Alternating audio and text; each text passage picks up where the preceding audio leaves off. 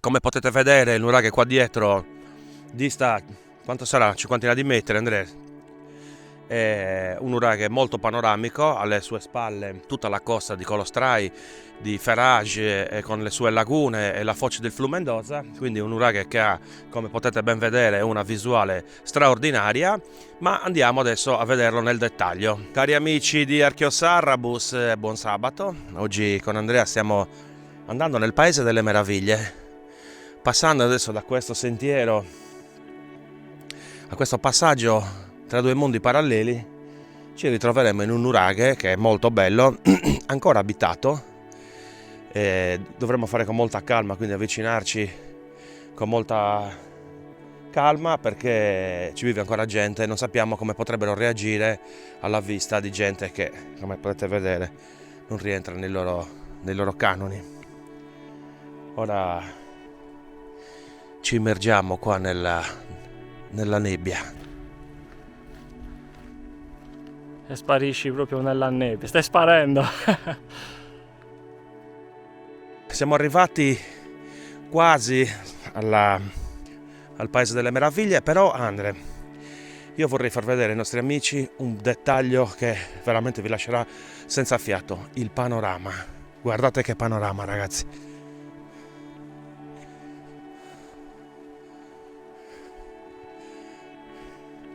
Guardate che bello. Cosa ci potrebbe essere? Il mare. Possiamo immaginare quello che vogliamo qua dietro. Il mare, le Alpi, piramidi. Su Gruculeo.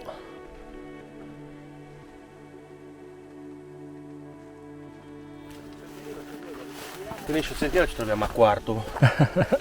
Abbiamo sbagliato strada. Sì, guarda che bello. Si vede.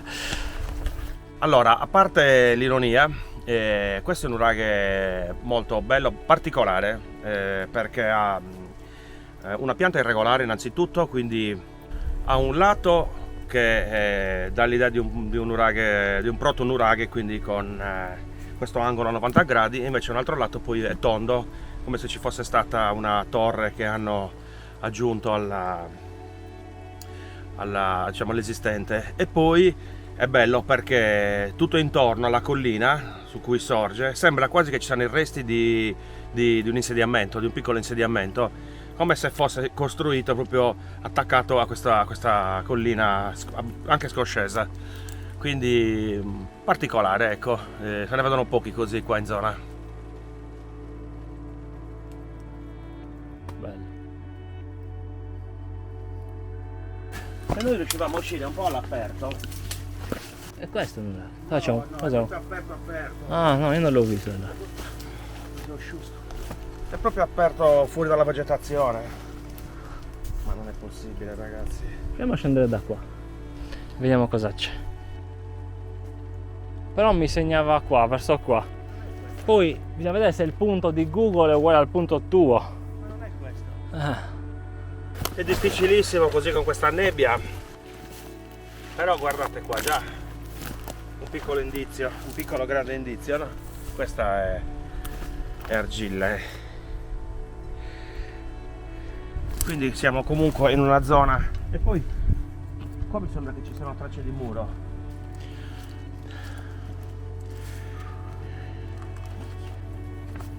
Ragazzi, tutto sul giro.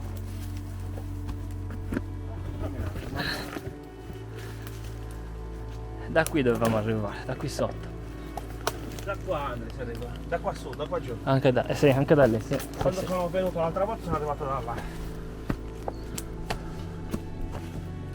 E qui, cioè vedi, qua fa così, tondo, dopodiché qua fa angolo a 90 e qua c'è un muro dritto che va verso giù, e poi lì praticamente si perde nella roccia naturale, quindi non si capisce bene come, perché sopra è crollato. E poi ci sono tutte altre strutture, un altro muro là, tutto intorno, anche lì dietro, cioè è molto particolare. E poi giù da questa parte poi ci sono quei resti di capannette addossate qui alla collina. Sono un po' più piccole le pietre utilizzate. Un po' strano. Sì, allora Intanto la pietra, come vedete, è uno scisto, un'arenaria di San Vito. Abbiamo visto un altro nuraghe fatto con questa pietra, che è quello di Rio Molas, l'abbiamo visto recentemente. Quindi questa roccia che è anche facile da lavorare perché si sfalda, no? Sono questi questo lavoro qua. E poi guarda Andre, a parte vabbè, questo muro qui, come dicevamo, che va dritto così, cioè non è tondo come è tipico dei nuraghi. E poi qua guarda, qui parte un altro muro, un altro non so se tipo era un bastione o c'era proprio un altro ambiente, un'altra torre che fa così e poi gira verso là e si ricollega. Però la cosa bella è che vedi che è costruito proprio su questo roccione naturale, quindi un po' lo abbraccia, no? È costruito proprio seguendo anche la conformazione naturale qua della collina. Questo, Marco, è un cordonino di pezza per te. Cordonino vero.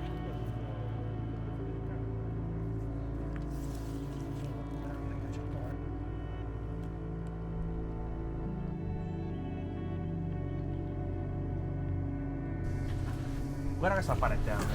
Questa parete mi piace un sacco. Guarda che meraviglia. Adesso questo muschio si è seccato, è morto. Però pensa con tutto questo muschio vivo. Guarda che bello.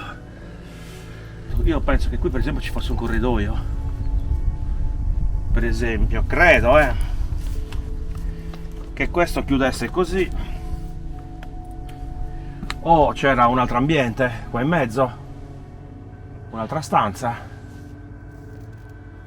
che poi collegava quella, che può essere anche che hanno fatto quello così come abbiamo detto, quindi un terrapieno, e poi nel corso dei secoli l'hanno strutturato Più giù.